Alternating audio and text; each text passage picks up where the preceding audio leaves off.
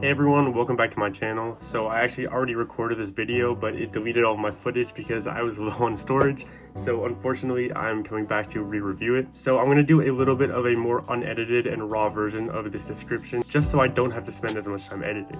Anyways, today we have one of the most infamous perfumes ever created. This is Interlude from the house of Amouage. If you couldn't already tell, Amouage is one of my favorite houses of all time. Here is the gorgeous bottle. I've used so much of it. Like all of Amouage's, they have a magnetic cap. I already have Interlude on me, but for those curious, here is what the atomizer looks like.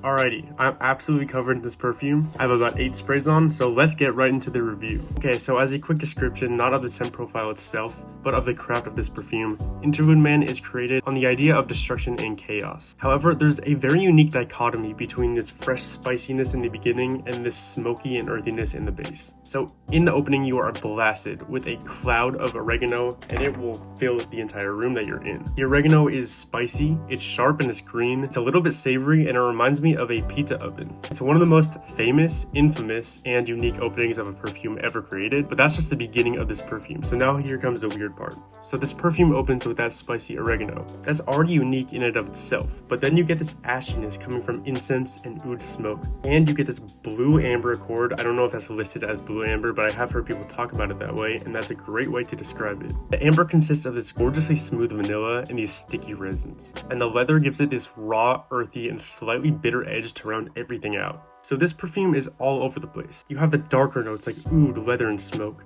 And then you have citruses like bergamot, spices like oregano and pimento, resins like frankincense and opopanax, and then a creamy sweetness coming from sandalwood and vanilla. The vanilla is not listed, I do want to point that out, but typically when you see amber in a perfume's breakdown, that means it's a combination between vanilla and a bunch of resins. Okay, so this combination all comes together harmoniously, which is incredible because all of the notes kind of clash with each other on paper. So this is green, but it's sweet, but it's also sticky, and it's also ashy and smoky. The longer this perfume sits on your skin, the more three-dimensional it becomes. It starts to feel alive, almost like it's jumping around on your skin. Normally when you're wearing a perfume, every once in a while you get a waft of it, and it's kind of following you, but in this case, it seems like you're following this perfume. Sometimes I'll walk into a room that I had been in an hour beforehand, and the Interlude is sitting in there like a cloud, and it comes to greet me. It's crazy. So if you can't guess, yes, this has exceptional longevity and projection, about 15 to 16 hours with pretty large projection, but I do want to say these newer formulations are much more tolerable than the older ones.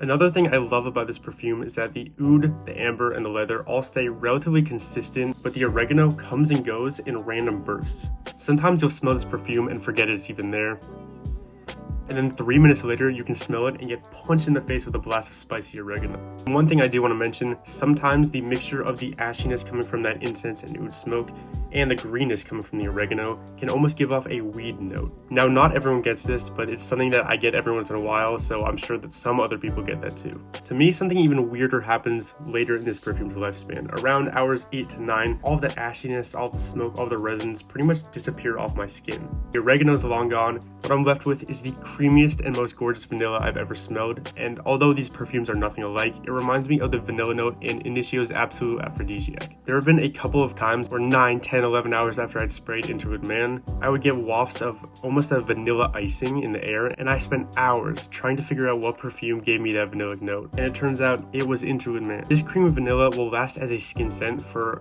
17 hours on my skin. And another thing I want to touch on is how a lot of times I will forget I had Interlude on and I will be showering and I'll get wafts of, again, that vanilla coming up in the air, and I'll remember that it's that deep dry down of Interlude Man, and a lot of people don't talk about that vanilla component of Interlude Man. Alrighty, but don't just take my word for how this perfume smells, definitely go and sample this yourself. As I previously said, everyone experiences Amouage as a brand differently.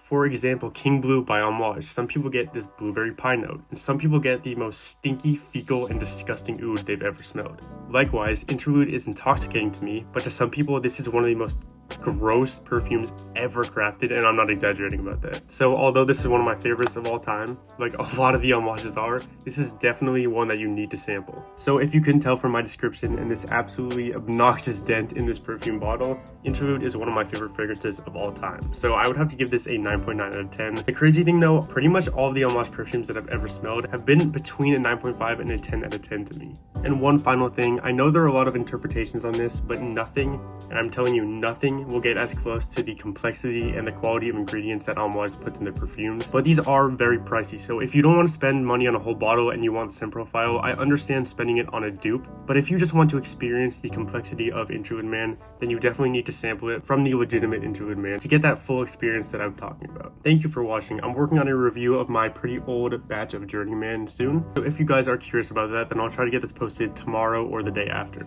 Thank you for watching. This is Interlude Man, one of the greatest perfumes of all time in my opinion. See you later.